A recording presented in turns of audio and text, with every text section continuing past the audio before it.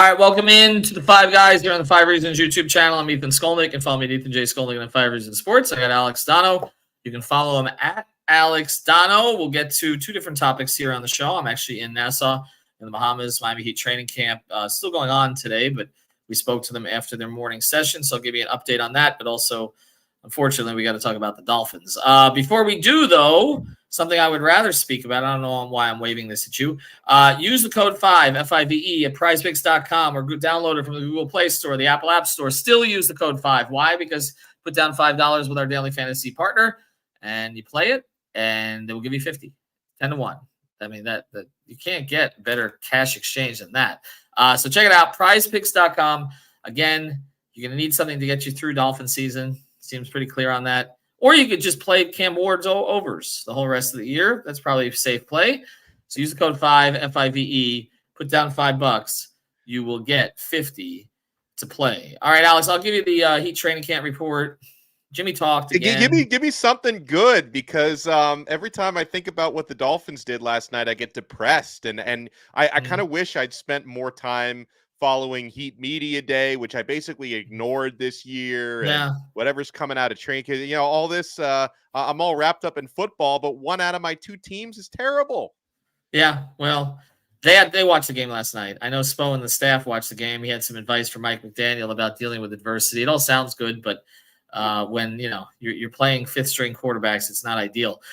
So as far as Heat camp goes, everybody got all excited yesterday because it was business-like Jimmy and locked in Jimmy, and he showed up late. Yes, he showed up late, but playing, maybe could have scheduled the flight that wasn't quite so close to the time that he had to be back with the team for media day. But whatever, he got there, he spoke, he said all the right things. He showed up without crazy hair. He was locked in, he was businesslike. And then today he was asked if he actually had something planned, and he said he did, but he just didn't have time. So maybe next year. Oh. So there you go. So there's that. As far as yesterday goes, Tyler Hero, I thought, sort of won the day because he gave the answers that Heat Twitter has been wanting him to give for a few years. Now, I think that Tyler probably came out and said that he, let the genius, my genius head coach and my genius GM decide if I'm starting, because probably the genius head coach and genius GM have already told him he's starting. So I think that came from a place of comfort and security. But either way, he said all the right things yesterday. I talked to Kevin Love and Jaime Jaquez on the side. We'll be posting all those interviews up. But really, it's quiet. The big news here is nobody's really paying attention. I've been mentioning this to you on the show. There's only 3 South Florida media outlets. By the way, people call us small. I asked the boss if I could come, and the boss is me, so I said yes. We have only 3 media outlets are here in the Bahamas who cover the Heat. Myself, along with Timothy Bain, who's here, who lives in the Bahamas, and then Ira from the Sentinel and Anthony from the Herald, and that's it. None of the TV stations traveled. The official station of the Miami Heat, which I know you do some work for, they didn't travel. On the radio, nobody traveled but us. So the 3 of us are here through Thursday. The team's going to be here through Saturday, and actually the Sixers are practicing down the street from the Heat. They're at Atlantis, where the Heat used to go. And it seems that all of the Bahamian media is going there. Really? Because, they signed Eric Gordon, who is Bahamian. Yeah. Oh, okay. That's a good point. And they also signed Paul George, or acquired Paul George, and they have Joel Embiid and Tyrese Maxey. And so there just seems to be a little bit more sexiness to that team, which, again, the Heat have noticed that nobody's really paying attention to them. But other than that, pretty uneventful. I'll come up with things to do here the next couple of days. But there's that. But I will say this, Alex. The good thing about being in the Bahamas yesterday was that I got to my room and I was sitting through something that resembled the football game instead of covering it live, because I was credentialed to that game and decided to come to the Bahamas instead. And then all of a sudden the cable went out and all the hotel rooms here with about 7 minutes left, and I was not subjected to the rest of it. So I want to thank the Bahamian cable company that could not get me reception, that I didn't have to watch that trash at the end. I did see, though, a lot of fans left, a lot of frustration. Alex, we're at this point. This is a tipping point, not just for the season, but also I think for the McDaniel administration, and especially for the Grier administration. Oh, yeah. This thing could turn south in a hurry. It's one thing to lose to a bad Titans team at home. If they lose to the Patriots this week, like, I mean, just call it at that point. Like, at that point, I don't want to hear about Tua coming back. And I know that's the topic here is would Tua save this? I don't think this can be saved this year. That's where I'm at. I'm with you. I already see people, starting to really question, if Mike McDaniel gets to next season, which I guess is going to become more of a fair question, especially if they keep losing. But like my bigger question, you hinted at it, is Chris Grier. Should he see next season? Like if you're gonna do potentially another coaching search, and I feel like there's a lot of fool's gold on this roster. And listen, at times we've ripped Grier for his drafting, but in recent years, not just the drafting, but some of the trades that he's made and giving up draft capital, I don't think we've criticized him enough, because this roster was supposed to hit a win now window. And are you really gonna, if you do potentially make a coaching change, or if you need to revamp the roster for like the third time in the last 6 years, is that the guy you really want to trust to do this? And then for the actual play on the field, Ethan, I know that I'm not saying this team wouldn't be better with Tua. They obviously would be. But I think to look at this team and say they're in the situation they're in just because their quarterback isn't healthy, that's really lazy. Because I see a lot of other teams around the NFL, including the team that beat you last night, who have been winning games with a backup quarterback. Now, in the case of Tennessee, their backup is probably better than their starter. So even though, like, I felt like Levis, who, of course, threw the early interception in the game, left injured shortly thereafter. I felt like he was probably healthy enough to return to that game. They just said, you know what, Mason Rudolph's on a roll. Let's just stick with him. But you've got teams around the league, Green Bay, winning with backup quarterbacks. Joe Flacco is still winning NFL games. And yet, again, Minnesota. Yeah. That's a backup. This is organizational malpractice that you didn't have a backup. And also, quarterback, not the only problem on this team, Ethan. And let's not forget, like, when the Dolphins lost the game to Buffalo, that was the game when Tua got concussed, but the game was already over essentially by the time so that he and the team were not playing well in that game. There are plenty of other issues on this roster, plenty of other issues with the play calling. People are now trying to put pressure on McDaniel to maybe hand the play calling to his OC, who's never called plays before. I don't know if that would make it any better. It's just something different. But this has a lot more to do with it. This is a lot more than just Tua Tagovailoa not being healthy. This team has plenty of other issues. Well, they got a ton of issues, a lot of which we anticipated. Wide receiver 3, QB 2. These are things we talked about in camp. I mean, this was the 4th straight game. They have not had a third wideout to catch more than one pass. In other words, their third leading receiver, I'm not including tight ends, running backs, whatever. The third leading receiver in each game has had no more than one catch. Wow. They counted on Odell Beckham Jr. Ezukama can't get active. Malik Washington, again, contributed the one catch in this game. Berrios, I had Berrios over 1.5 receiving yards. He went under. Yeah, that's right. On Prize Picks, you don't use the code 5 for that. Use it for everything else. But they're first thing. I'll just say this: to me, the Chris Grier era is done, and I'm starting to come around to what Eric Wadicki said on our post-game show last night, where at first he compared the Dolphins to the Marlins, which woof. But he also said you can't let Grier. You should fire Grier now because you can't have him trying to save his job at this point. We've seen that he'll part with draft picks, and there's no like you said, there's no fixing this. I don't. Yeah. This is not a one-player situation. Like, yes, there's returning talent, but the problem is what you're seeing, and I think Joe Shad had this, where he showed the PFF ratings of some of their best players this year. Hill, Waddle, Javon Holland, etc. And their performance levels are way down. And it's not just even on the offense, even though the defense has done a pretty decent job overall. And I think the reason is because this is what happens on bad teams, and particularly teams that can't score and don't get good quarterbacking. We saw this with the Jets last year. When you are constantly putting your defense in bad field position, you're putting them on their heels. You can't get a pass rush going that way. And so all of these things are compounded now, and they're just a bad football team at this stage. And you can't be a bad football team when you essentially allowed Grier to tear the whole thing down, to rebuild it from scratch, and he's just built another building that won't pass code. I mean, that's essentially what he's done. And so it has to be torn down again. And now not only does it need to be torn down, but now you've given this crazy amounts of money to Hill, to Waddle, to Ramsey, to Tua, and they're not getting elite performance from any of them. One of them's out. Hill has dropped a lot of passes. Waddle's been a no-show most of the time. Doesn't even seem into it at the end of games. And Ramsey, his metrics are better than the eye test, but he has not been elite. So no, I just think that it has to be torn down. And then the question becomes, okay, so if you're going to tear it down, then what? Because then, the new guy who comes in may want a different head coach and a different quarterback. And are you only going to limit it now? Because this is this half-ass thing that this organization always does. Are you only going to limit it to people who like your quarterback and like your coach? You know where we're headed. Like, this is the same damn cycle for 24 years. I'm longer than that, but that's the last time they won a playoff game. And it's exhausting. It's exhausting. Yeah. Like, that's the thing. Like, Eric said last night, he's like, they're just not even watchable. And no, it was a terrible football game. Like, I didn't make it till, I mean, you didn't make it till the end because your cable dropped out. I didn't make it to the end because I made a choice. I made a choice to stop watching that game.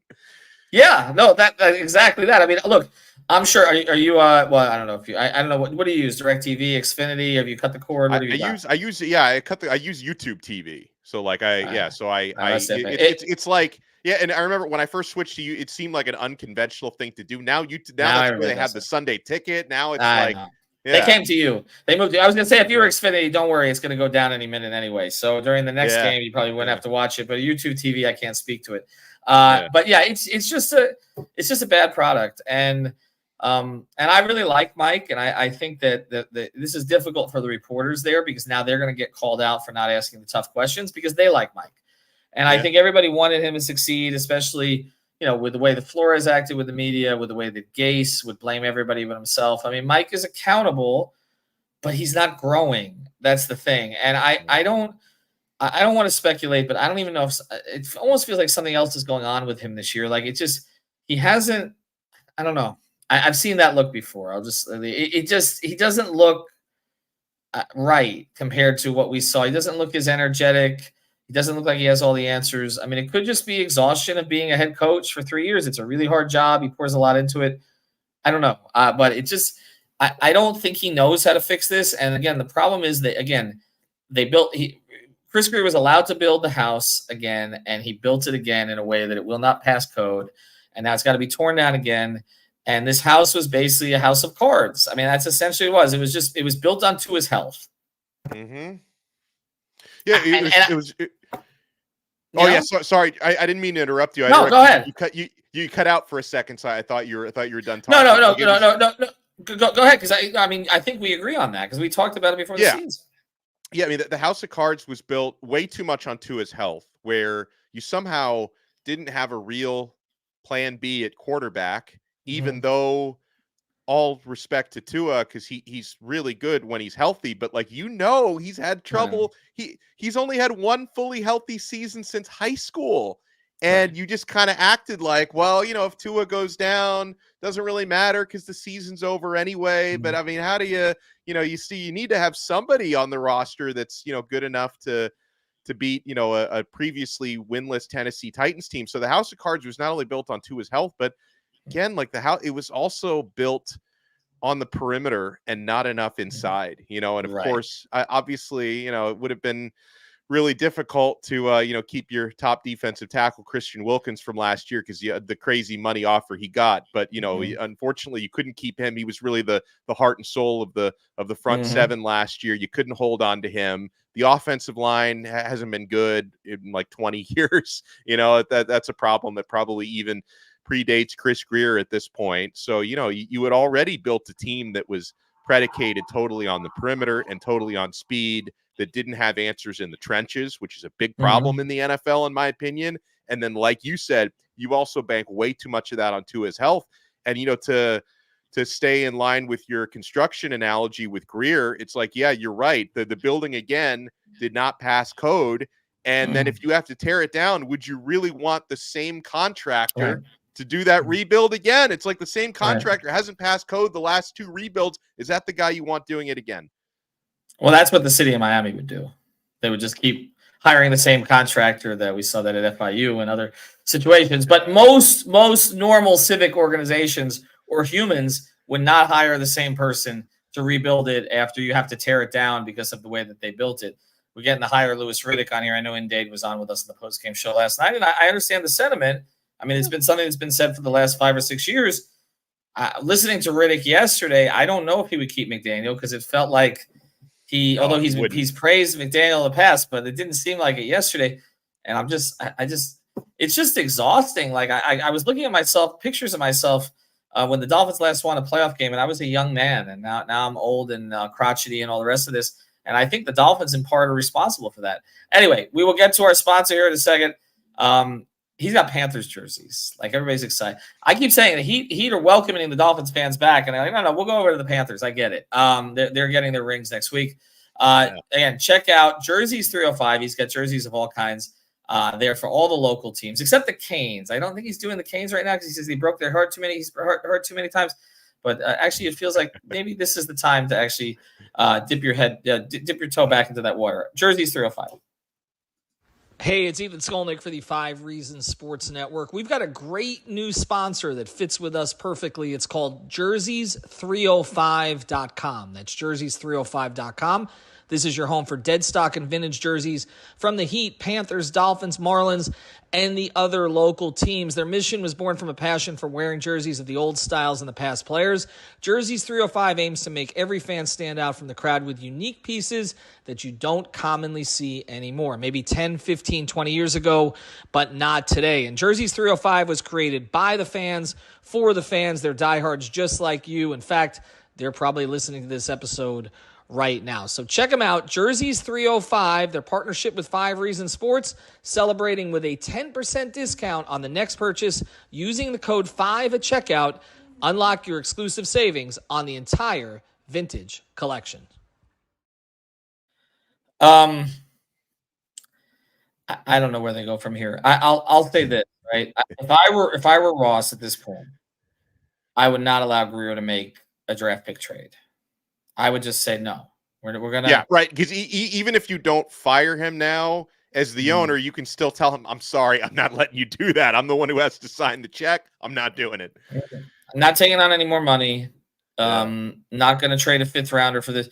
Look, if you were going to do that for the quarterback, you had to do it 2 weeks ago. At this point, I don't think that you can. I mean, now we're having the debate if Skyler's healthy, should he start or should Huntley? I didn't think Huntley was terrible, but I mean, again, you've got situations where he's not used to this line. They're snapping the ball. He's not ready for it. And I thought, to be fair to him, he's been on the team for 11 days, and they didn't really adapt the offense to him. It's like, all right, we're just gonna run our offense, and the guy who's been here for a week and a half, we're just gonna have to plug you in and you run it. So I didn't think they did Huntley any favors. Well, Alex, let me ask you this. Like, okay, so they always talk about Tua is special. He has a special accuracy, special anticipation, etc. If he's special, why are they expecting other guys to run things the same way as him? I don't know. It seems lazy, or I don't know if it's lazy or just foolish. Maybe it's not lazy. Maybe it's just like, we don't want to change everything else, so we're going to plug this guy in, but it doesn't work that way. It almost feels like they just thought they were just going to outspeed everybody. You double down on your strengths. Yeah. But the strength that ultimately gets you to the end line in this, I mean, unless you have a Mahomes who can overcome everything, is in the trenches, being able to run the ball. I mean, Devon Achane, 10 carries, 15 yards yesterday? Yeah. And Mostert, I hate that I was right about this call, but I said that you would not get the same Raheem Mostert this year as last year. You had a guy who was 32, 33 years old with that kind of carry toll near the goal line, too. It was not reasonable. And I know they drafted Jalen Wright for that, in part for that reason, but he hasn't played in 3 of the 4 games, right? He barely played. He didn't play that much in the first one. I said he'd probably be under 500 yards this year. That was probably overly optimistic. I don't know what they lean on right now. And I don't know that there's the leadership in that room to take control. It feels like they miss a guy like Wilkins right now, who could kind of was jovial, but kind of, had a voice in there. I don't know who the voices are. Again, you start this season, it's unfortunate, and they did win that game, so it didn't lead to a loss, but you start the season with the Tyreek thing. And it's just been one thing after another. And and by the way, and since that Jaguars game, the Jaguars are still winless. And right. we talked about this after that game. The Dolphins got incredibly lucky, like in that game, because the Jaguars, it was like they gave them the game in the second half, and I don't apologize for wins. A win is a win, but I think now like that win is not aged very well for the Dolphins. No, it hasn't. And like I said, they just lost to an awful Titans team, and that team's not going to playoffs. That's a top 10 draft pick team. Yeah. If they lose to the Patriots, I mean, there's going to be calls for somebody to be fired, and you're not going to fire him. You literally just gave the guy an extension. You cannot do that now. But there's really no point to replacing Grier during the season because there's not a lot of activity going on right now. But it does feel like that search should start at least. And then we're just going to go through this cycle again, and they're going to bring in another new guy, and there's going to be all this false hope and optimism and all the rest of this stuff. And I always say this. About these two teams, okay? Can the Dolphins remain relevant at least until the Heat season starts? And this time they didn't even make it to Heat camp. No. They didn't even make it to Heat camp. And it's just, and we keep going in this. You have high expectations for the Dolphins. They're not going to meet them. Everybody has sort of mid expectations for the Heat. They're probably going to win 50 games because that's just what they do. And so it's tough. It's tough to convince people to kind of buy into the Dolphins train at this point. I'll ask you this, Alex Donno. This is the most important question of all. There's two questions. One, would you start Skylar Thompson if he's healthy next week? And two, is there any chance in hell you're going to watch that game from beginning to end? I'll answer number two first. 99% no, unless it's somehow I just don't see how it would be a good game. I mean, I guess if the Dolphins are winning, I'll watch it. It's like, can they finish the job? Last night was just painful. Like life is too short to endure that for 4 full quarters. I guess you should start Skylar Thompson because he's been, with the organization for this is his 3rd season. He's been with the organization for multiple years. It's the guy you've been developing. I don't think it's going to be much better. I actually, in a weird way, I kind of feel like Snoop Huntley probably has more upside, but it's the guy you just snatched him off a practice squad a week and a half ago. Like he's not really yours where, Skylar is a guy that you've been developing. So I guess if Skylar's healthy, you start him. Yeah, I guess. It's just such an indictment that we're having these conversations at this point. Because, I mean, who needs a backup quarterback these days, even though every team in the league typically is playing them at one time or another. All right, I'll have more reports down here from Heat Camp. There's about 50 videos from Media Day. You can catch up, Donno, because I know you didn't pay any attention to Media Day. We have you covered. So for all of you Dolphin fans, that are frustrated today, catch up on Heat Camp from yesterday. Also, be debuting a new show 5 on the Ice with our guy David Eversole and Alex Baumgartner. So the Panthers are not going to disappoint this year. They might not finish first in the East, but they won't disappoint this year. The Dolphins' annual disappointment. I'm not even going to say a word about your Hurricanes. I don't want to jinx it. Anyway, check out your sponsors. Jerseys 305, jerseys305.com. Prize Picks. Use the code 5.